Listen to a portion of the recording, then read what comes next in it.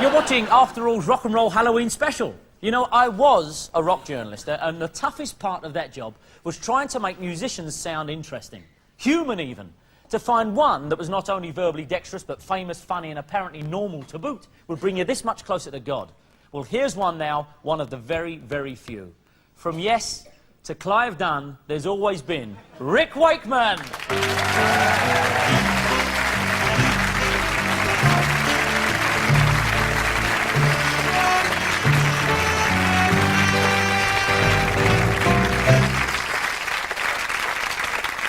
I saw you just before the show started. You weren't wearing that. No, I wasn't. And to serve you right, I don't think I'm even going to say why are you wearing that.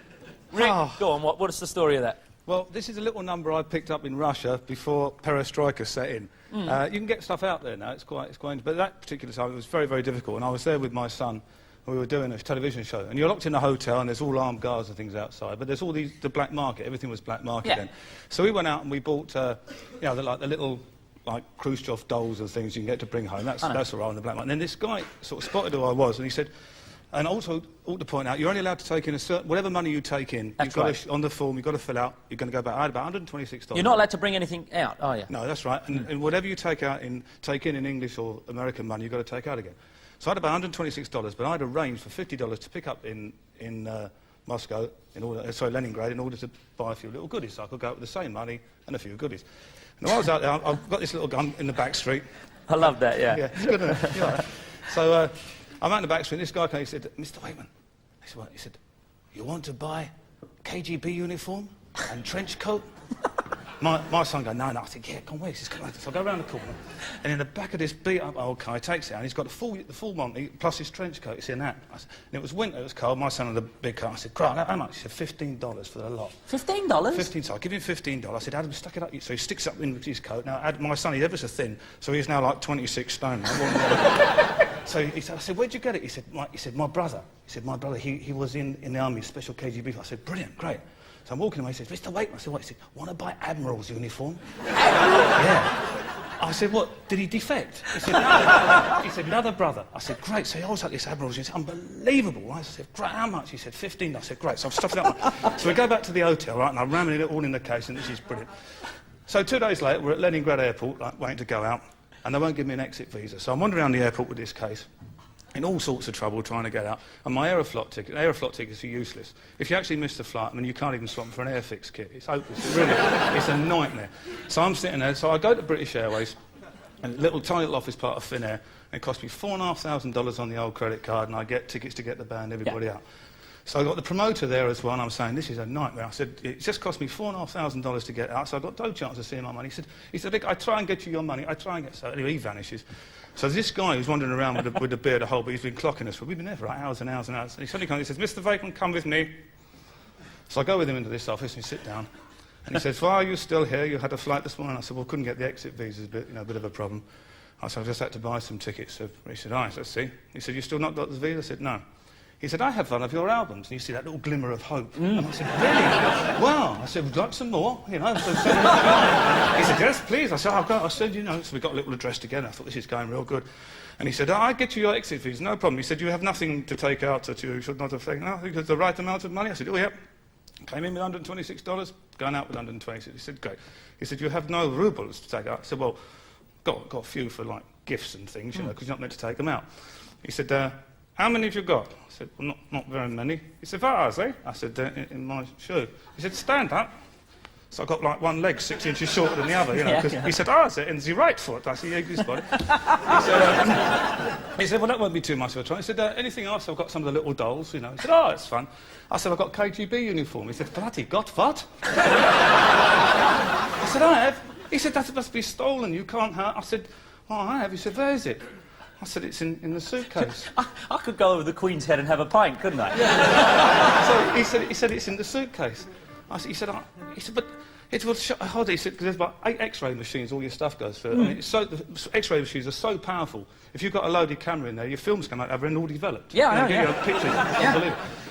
So he said, no, hold on. He said, if I come with you, he says, the case, he said, the good thing about the uniform, he said, it's not got any sort of shiny things or you know, he said, because it's all braiding and it won't show up.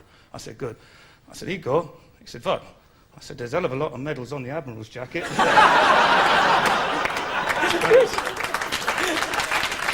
It's true.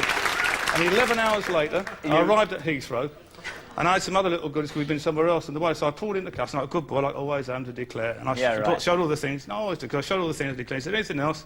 I said, oh, I've got a Russian Admiral's suit and a KGB uniform. He said, oh, yeah, just yeah. But see, the first time I met you, you told us another visa story. This time about, was it Argentina? Or you couldn't get one South American one. Oh, yeah, I bought a dodgy visa for Brazil, yeah, because Joan Baez had arrived the day before and mouthed off about the Brazilian regime, and so they decided not to give anybody visas anymore.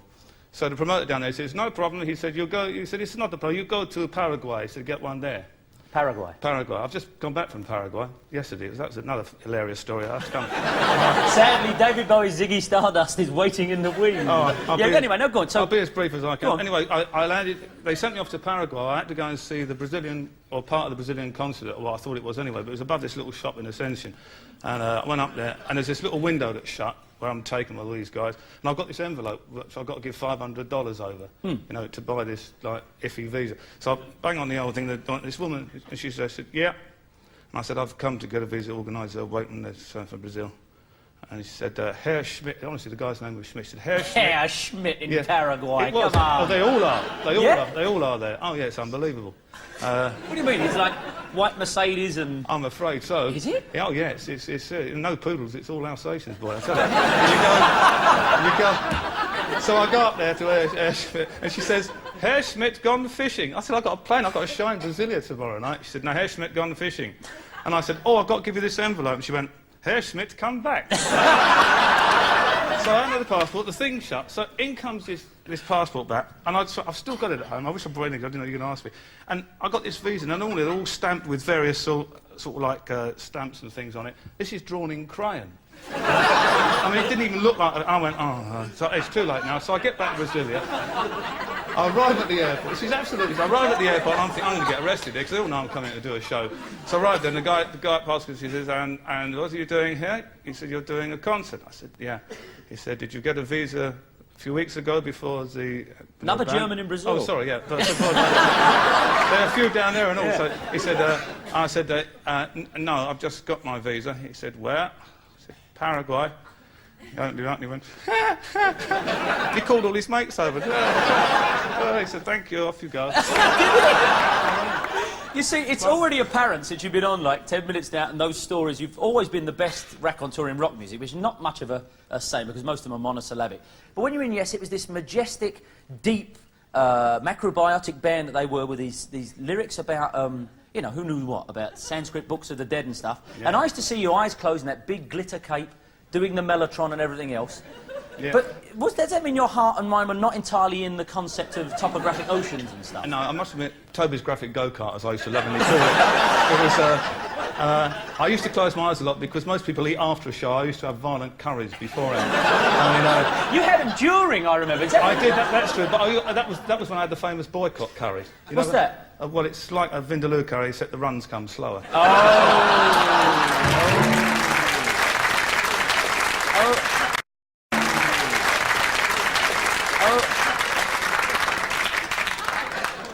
So, yeah, it's very good. So, OK, so there you are, a member of this Yes group. Where's the photo? Where have we got a photo? Have we got a photo of that? Yeah, look. Now, at that time, you were into curries and supporting Brentford and drinking quite heavily. Still not doing that. No, not doing that. But at the time, I mean, rock was so full of pomp and majesty, and I can't believe that, as I say, you weren't 100% into it like that. No, what did the rest of the band do? Because they were into it. Oh, they were riveting.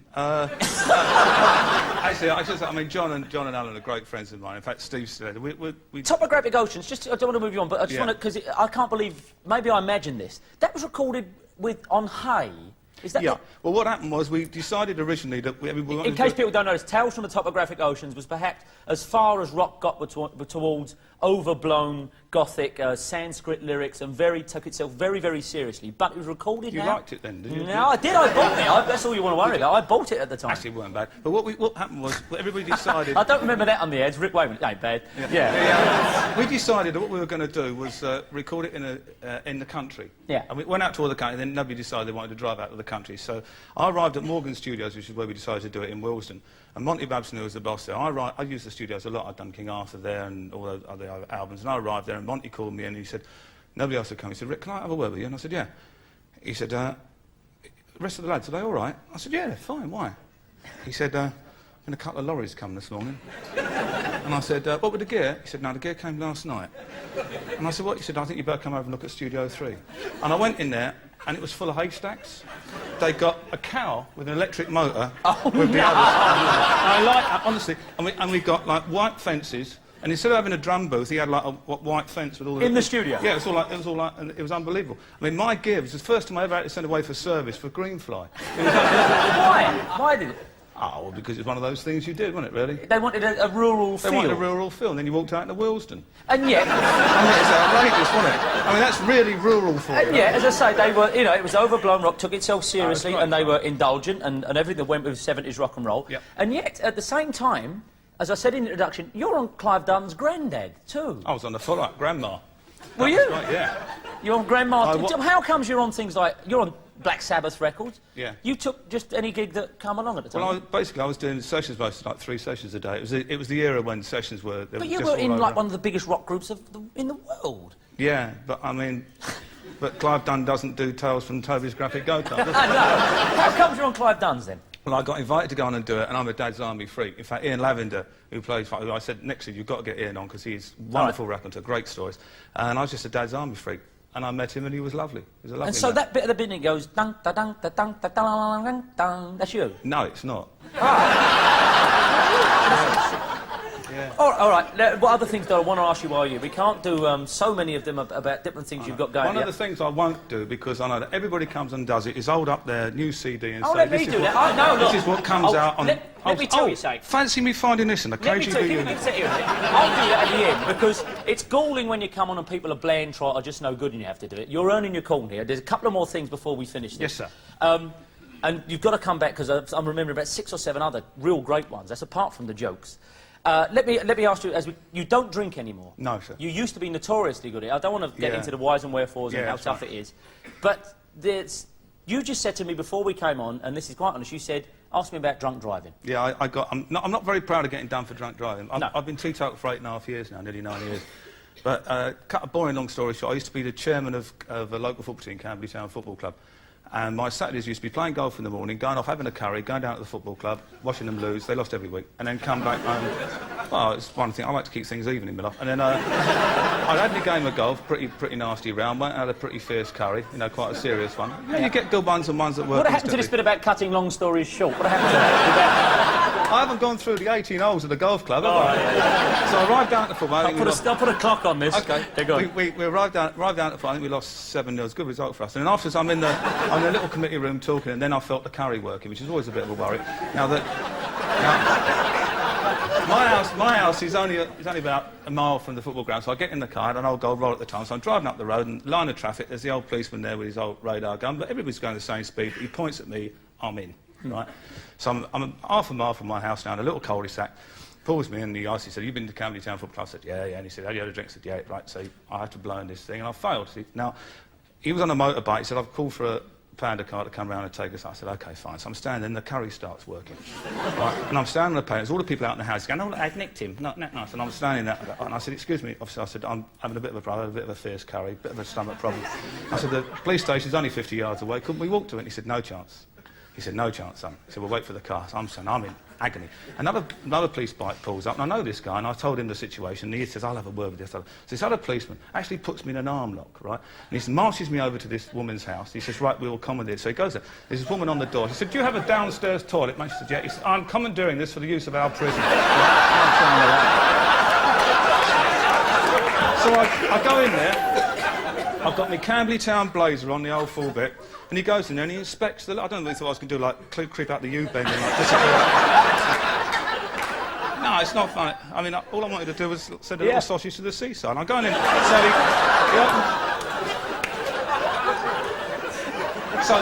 he says, in you go. So I go in there, and I'm sitting there. I go to shut the door, and he puts his boot in the door. He says, you're not shutting the door, son. So, OK, fine, you can stand it. I can't. So I'm sitting there.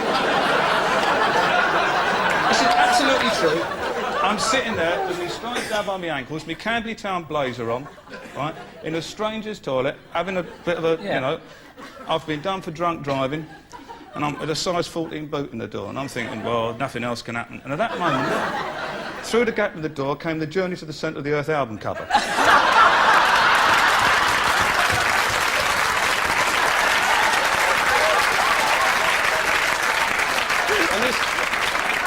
And this woman's voice said, will you sign this for my son, Jeffrey? Oh, believe me. Hold on.